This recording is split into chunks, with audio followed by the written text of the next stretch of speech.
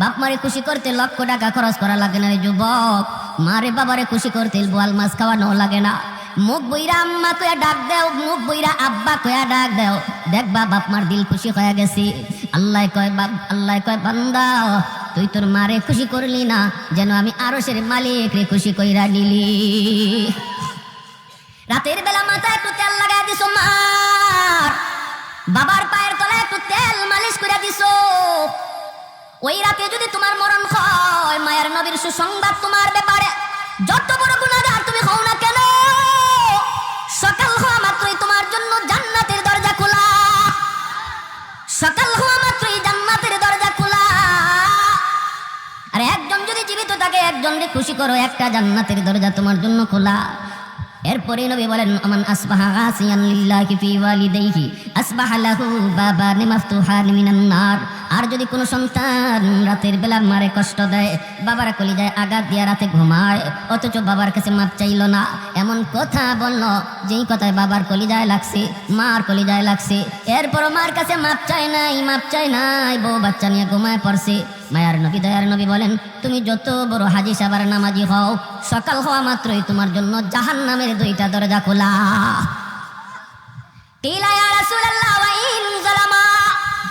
সাহাবায়ে কেরাম জিজ্ঞেস করে ইয়া রাসূলুল্লাহ, এত বড় কথা, যদি কোনো মা কোনো বাবা সন্তানের সাথে জুলুম করে, যদি কোনো সন্তানের উপরে বাপ মা জুলুম করে, তিনটা সন্তানের ভিতরে দুইটারে মায়া করে, একটারে কম মায়া করে, অথবা সম্পত্তি বন্টন করার সময় একজনকে কম দিছে আর একজনকে বেশি দিছে, এইভাবে যদি কোনো মা বাবা কোনো সন্তানের উপরে জুলুম করে গো নবী, তবুও কি সন্তান বাপ মার সাথে ভালো আচরণ করবে? এই প্রশ্ন যখন মায়ের নবীকে করলেন সাহাবী, আমাদের অনেকেরই মনে এই প্রশ্ন থাকতে পারে।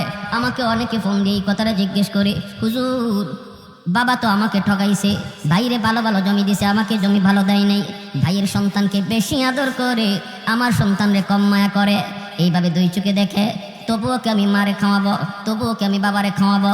আমি বললাম ভাই জবাবটা আমি দেব না, জবাবটা আমার মায়ার নবী দিছেন। সাহাবীরা একই প্রশ্ন করলেন, নবী জবাব দিলেন ওয়া ইন যালামা ওয়া ইন যালামা ওয়া ইন যালামা। নবী তিনবার বলেছেন যদি বাপ মা জুলুমও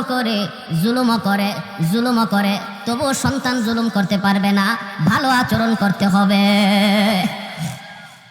একমাত্র কারণ হলো তিনি আমার মা, একমাত্র কারণ তিনি আমার বাবা, একমাত্র কারণ তিনি আমার বাবা, তিনি আমার মা।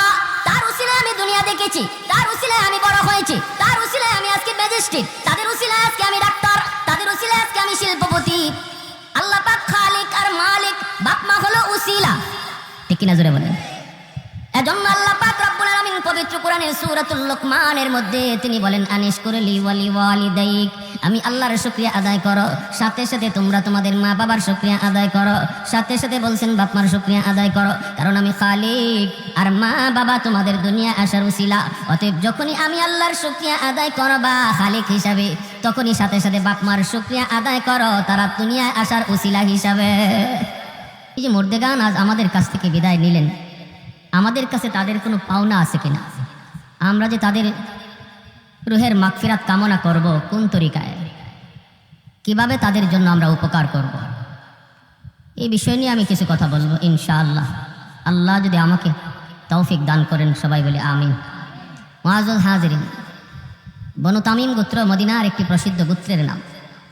এই বনু তামিম গোত্রের এক যুবক আল্লাহর নবীর কাছে একটা প্রশ্ন নিয়ে হাজির হলো। প্রশ্নটা হলো ইয়া রাসূলুল্লাহ, আমি একটা কথা জানার জন্য আপনার কাছে এসেছি। নবীজি বলেন কি কথা বলো? এই কথা বলার আগেই যুবকের চেহারা ফ্যাকাশে হয়ে গেল, যুবকের চোখে পানি জমে গেল, সে কান্না শুরু করল। নবীজি বলেন বলো তোমার কি কথা বলো? তখন বলতেছি ইয়া রাসূলুল্লাহ, আমার জিজ্ঞাসা হলো মানুষ মারা যাওয়ার পর ওই মৃত ব্যক্তির জন্য আমরা যারা জীবিত, আমাদের পক্ষ থেকে কোনো খেদমত করার সুযোগ আসেনি। আমরা তো জীবিত মানুষের খেদমত করি, কিন্তু ওই যুবক নবীজির কাছে প্রশ্ন রাখলো মৃত মানুষের জন্য খেদমতের কোনো ব্যবস্থা আছে কিনা। নবীজি বললেন কেন বলো? এই কথা বলতেই বলে ইয়া রাসূলুল্লাহ, আমি একজন অসহায় এক যুবক, আমি আমার মা বাবার গর্ভে একমাত্র সন্তান, আমার মা আমার বাবা বড় কষ্ট করে আমাকে লালন পালন করেছেন। অভাবী সংসার, বাবা দিন আনতেন, দিন খাইতাম। কখনো বাবা যদি কাজে বের হতে না পারতেন তাহলে এই দিন উপাস থাকতে হতো। আমি কত দেখেছি মা নিজের খানাটা আমাকে খাওয়াইছেন, মা উপাস ছিলেন। আমি কত দেখেছি আমার বাবা উপোস ছিলেন, শেষ বয়সে চিকিৎসার অভাবে মারা গেলেন। কিন্তু ইয়া রাসূলুল্লাহ, আমি কোনোই উপকার করতে পারলাম না। আমার কাছে তখন টাকা পয়সা ছিল না, আমি উপযুক্ত হয়েছি, টাকা পয়সা কামানোর কোনো সুযোগ আমি পাই নাই। চোখের সামনে সে অভাব আর কষ্ট আর কান্না নিয়েই আমার আম্মা আমার আব্বা দুজন কবরে চলে গেলেন। আমি কোনো খেদমত করতে পারি নাই, কোনো খেদমত করতে পারি নাই। এই ধরনের আমাদের মধ্যে আসেনি না? নাই, আছে। যুবক বলতেছে, ইয়া রাসূলুল্লাহ, এখন আল্লাহ আমাকে অনেক সম্পদ দিছে, আমি এখন প্রচুর সম্পদের মালিক, টাকা পয়সার কোনো অভাব নাই, কিন্তু আমারই টাকা দিয়ে কার খেদমত করব? যার খেদমত করার ছিল সে তো নাই, তারা তো নাই। ওগো নবীজি, এখন আমি শুধু রাতের বেলা কান্না করি, চোখের পানি জড়াই, মার সে অভাবের দৃশ্য দেখা, মার কষ্টের কথা চিন্তা করে, বাবার কষ্টের কথা চিন্তা করে, যে আজ আমি চাইলে আমার আম্মাকে আমার আব্বাকে যত বড় ডাক্তার হোক তারা দেখাইতে পারতাম, মাকে একটা ভালো শাড়ি কিনে দিতে পারতাম, আব্বারে একটা ভালো লুঙ্গি কিনে দিতে পারতাম। যখন মা বাবা দুনিয়া ছিল তখন আমার তৌফিক ছিল না, আর এখন আল্লাহ আমাকে তৌফিক দিছে, কিন্তু সুযোগ কেড়ে নিয়েছে। মা বাবা কবরে শায়িত। ইয়া রাসূলুল্লাহ, ওগো নবীজি, আমি জানতে চাই, আমি কি আমার আম্মা আব্বাকে কোনো খেদমত করার সুযোগ আছে? এই কথা বইলা যুবক কাঁদতেছে। যুবকের কান্না দেখে আমার আপনার রহমতের নবীও কান্না শুরু করে দিয়েছে। কারণ নবীজি তো মা বাবার কথা শুনলে এমনিতেই নরম হয়ে যান। কারণ জন্মের আগেই তো আমার আপনার নবী বাবা হারাইছেন, বুঝ হওয়া মাত্রই মা হারাইছেন। মার খেদমতের সুযোগও নবী পান নাই, বাবাকে তো চোখেই দেখেন নাই। আব্বা ডাকটার ভিতরে কত মজা আমার আপনার নবী তা জানেন না। বাবা ডাক দিলে কত মজা লাগে সেটা নবী বুঝতেন না। এজন্য মা বাবার কথা যেই বলতো মায়ার নবী তখনই কান্না শুরু করে দিতেন। রাসূল করিম সাল্লাল্লাহু আলাইহি ওয়াসাল্লাম যুবকের এই কথা শুনে নবী তাকে সান্ত্বনা দিয়ে বলেন, যুবক, কান্না থামাও, কান্না থামাও। যদিও মা বাবা কবরে শায়িত, যদিও দাদা দাদি কবরে শায়িত, নানা নানি কবরে শায়িত, তবু আওলাদ যদি চায় দুনিয়া তাইকা কবরে শায়িত বাপ মার খেদমত করার সুযোগ আল্লাহ এখনো রেখে দিয়েছে। নবীজি বলেন, 5টা কাজ যদি করো, হাদিস শরীফ আল্লাহর নবী বলেন, 5টা কাজ যদি করো আল্লাহ তোমার খেদমত মা বাবার কবরে পৌঁছায় দেবে। 5টা কাজ কি কি তো জানার ইচ্ছা আছে সবার? সবাই জানতে আগ্রহী? আলহামদুলিল্লাহ, যাদের মা বাবা আজকে দুনিয়াতে আছেন তাদেরও জানা দরকার, কারণ একদিন তারা থাকবে না। কে আগে যাবে কে পরে যাবে কেউ জানে না। আসার সময় সিরিয়াল মেনটেন হয়, যাবার সময় কোনো সিরিয়াল নেই, কে আগে যায় কেউ জানে না। আমরা যারা মাটির উপরে থাকবো আমাদের জন্য করণীয় কি? নবীজি বলেন, হাদিসের আলোকে 5টা আমল যদি আমরা করি তাহলে আমরা আমাদের কবরে শায়িত মুর্দেগানের খেদমত করতে পারব। আল্লাহর নবী রহমতের নবী বলেন 5টা আমল। 1 নম্বরে নবী বলেন আসসালাতু লাহুমা। নবী বলেন, যুবক, 1 নম্বর আমল হলো, 1 নম্বর কাম হলো বেশি বেশি করে তুমি তাদের জন্য দোয়া করো, বেশি বেশি করে তাদের জন্য তুমি দোয়া চাও। কোন দোয়া? যে দোয়াটা আল্লাহ কোরআনের মাধ্যমে শিখাইছেন, রব্বির হামহুমা কামা রব্বায়ানি সগীরা। এই দোয়াটা শিখাইছেন কে? একটু মনোযোগ দিয়ে কথাগুলো শুনবো, লম্বা চোরা কোনো বয়ান না, 5টা কথা বলার পরই বয়ান শেষ। একটু মনোযোগ, একটু মনোযোগ যুবক, একটু দিলটা নরম করে কথাগুলি শুনো রে। আল্লাহ নবী বলে 1 নাম্বার হলো তাদের জন্য দোয়া, যেই দোয়াটা আল্লাহ কোরআনের মাধ্যমে শিখাইলেন। আল্লাহ নিজে বলেন, তুমি যদি তোমার বাপ মার জন্য দোয়া করতে চাও আমি আল্লাহর কাছে, তাহলে এইভাবে দোয়া করো। যদি আল্লাহ নিজে দোয়া শিখায় দেন তাহলে বোঝা গেল এইভাবে দোয়া করলে আল্লাহ কবুল করবে, এর গ্যারান্টি আছে, ঠিক না? ফ্যাক্টরির মালিক যদি বলে, আমার ফ্যাক্টরিতে যারা চাকরি করার জন্য দরখাস্ত দিয়েছো, আমি সব দরখাস্ত দেখার পর একজনকে আমি শুধু চাকরি নিয়োগ দিব, একজনকে দিব। কে সে একজন? কে সে একজন? এদের ভিতর থেকে একজনকে ফ্যাক্টরির মালিক, কোম্পানির মালিক নিজেই দরখাস্ত লিখে দিল, নিজেই দরখাস্ত লেখা দিল, ও মিয়া তোমার বাড়ি আমার এলাকায়, আমি ঢাকায় থাকি, বাড়ি আমার বিবাড়িয়া, তবে এসেছো বিবাড়িয়া থেকে, আমার দেশের মানুষ, তোমাকে আমার বড় পছন্দ হয়েছে, ফ্যাক্টরিতে চাকরি করবা বলে। দরখাস্ত কেমনে লিখবা আমি শিখাই দিই, আমার কাছে দরখাস্ত এইভাবে তুমি লেখো, মালিক যদি দরখাস্ত শিখায় দেয় তাহলে বোঝা গেল আর কারো চাকরি হোক না হোক তারটা হবে 100% গ্যারান্টি। ঠিক তদ্রুপ আল্লাহ পাক কয়, তোমরা যারা মার জন্য বাবার জন্য দোয়া করো রে, নিজের থেকে দোয়া করা লাগবে না, আমি আল্লাহ বলে দিই এইভাবে আমার কাছে চাও, বোঝা গেল চাইতে দেরি দোয়া কবুল হতে দেরি না। আল্লাহ পাক কয়, রব্বির হামহুমা কামা রাব্বায়ানি সগীরা। এ যুবক, তোমার মা তোমার বাবা শিশুকালে তোমাকে আমাকে যেইভাবে লালন পালন করেছেন, এই দৃশ্যটা হয়তো তুমি ভুলে গেছো, কিন্তু আল্লাহ পাক তিনি ভুলেন না। আল্লাহ পাক জানেন শিশুকালে একজন সন্তানকে তার মা কতটা আদর করেছে, বাবা কতটা আদর করেছে, নিজের না খায় সন্তানকে খাওয়াইছে, নিজের না পইরা সন্তানরে পড়াইছে। কত বাবা ঈদের দিনে সিরা লঙ্গি পরছে কিন্তু সন্তানরে নতুন কাপড় কিনে দিছে। কত মা ঈদের দিনে নিজে পুরাতন কাপড় পরছে কিন্তু সন্তানদের নতুন কাপড় কিনে দিছে। রব্বুল আলামিন তিনি বলেন, শিশুকালের দৃশ্যটা আমি আল্লাহ এখনো দেখতেছি, তোমার বাবার গায়ের ভিতরে কত অসুস্থতা, এরপরও নিজে ডাক্তার দেখায় না, অসুখ বিসুখ একটা দুইটা নয় কত অসুখ, কিন্তু তুমি অসুস্থ হয়েছো, রাত কোনো একটা না দুইটা, সেই দিকে বাবা তাকায় না, তোমাকে কুলে নিয়ে ডাক্তারের কাছে দৌড় দেয়। বাজারে গেছে, বাবার পকেটে টাকা নাই রে যুবক, বাবার পকেটে টাকা নাই, কিন্তু বাড়িতে আসার আগেই মাথার ভিতরে চিন্তা, আমি ঘরে ঢুকলে পরে আমার সন্তান বলবে আব্বু কি আনছো, আমি তখন কি দিব কি দিব, এই চিন্তা করে কত বাবা মানুষের কাছ থেকে ধার করে ঋণ করে করে তোমার আমার জন্য কিছু নিয়ে আসছি।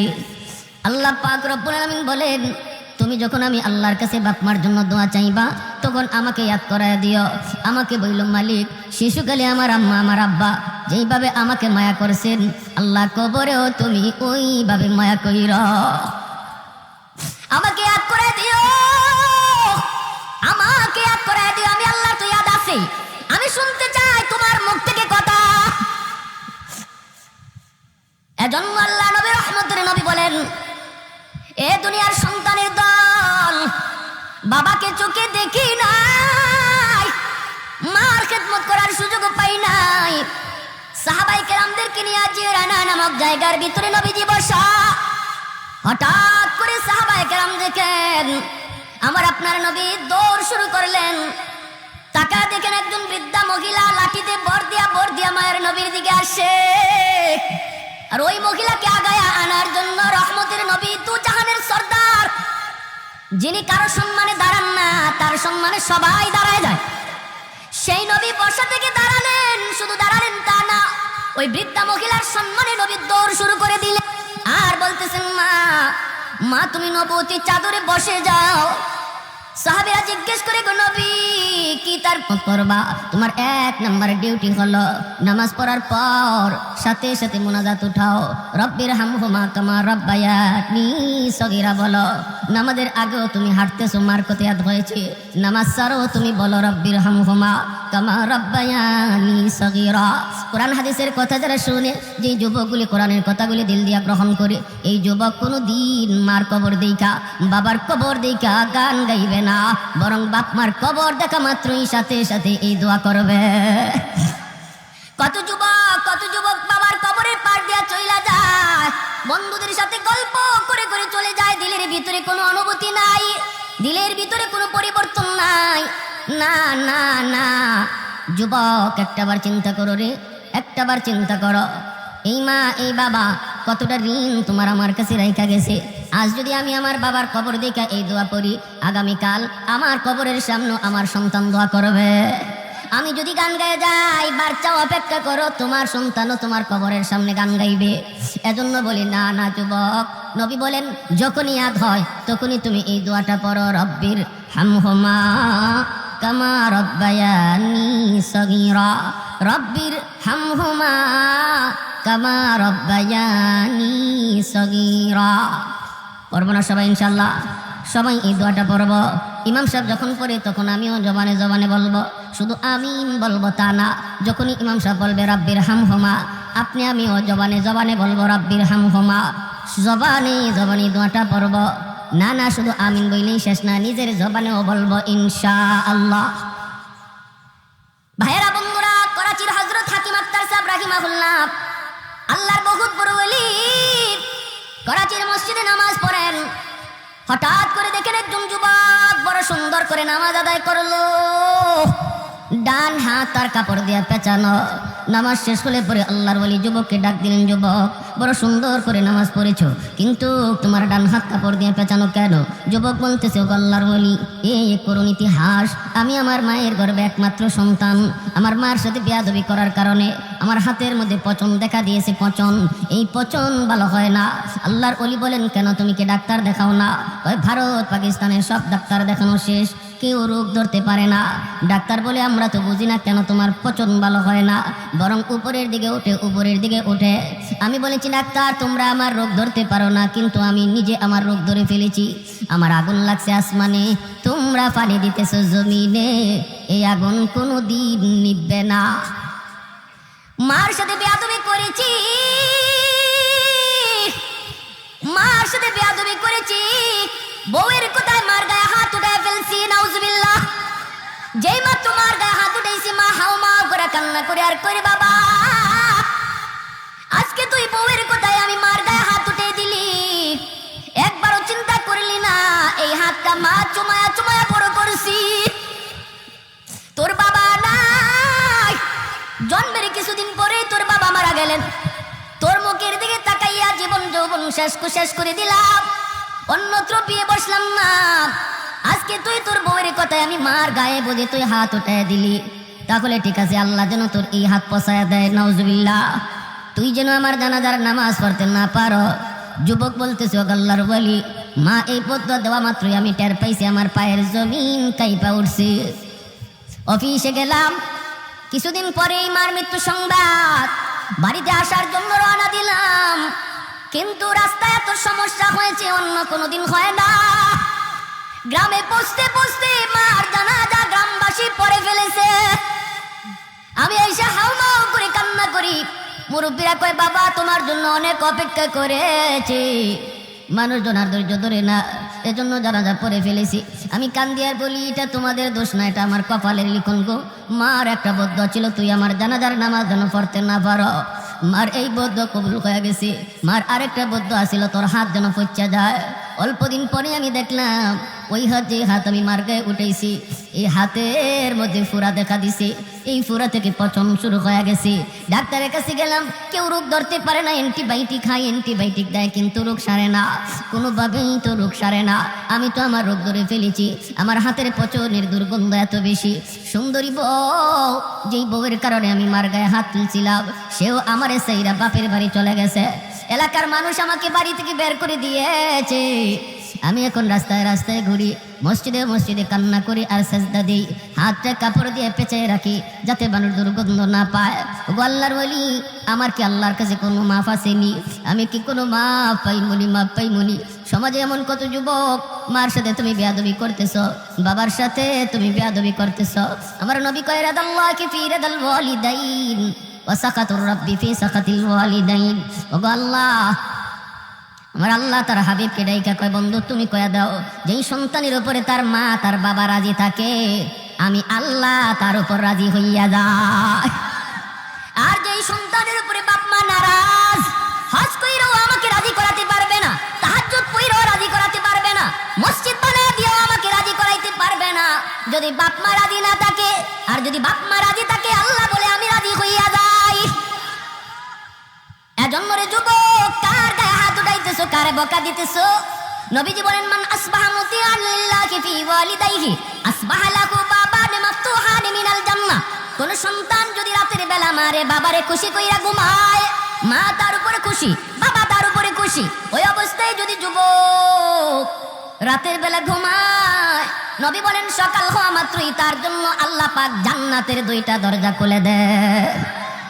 فإن كان واحدا فواحدا নবী বলেন যদি একজন জীবিত থাকে আর একজনকে খুশিরা কইরা সে রাতে ঘুমায়, মার সাথে বসে একটু গল্প করলো, মার সাথে বসে একটু পরিবারের কথা নিয়ে কথা বললো, মাকে একটু হাসাইলো, মার একটা পান বানায়া দিল, ঘুমাইবার সময় মার মাথা একটু তেল মালিশ করে দিল, বাবার পায়ের তলায় একটু তেল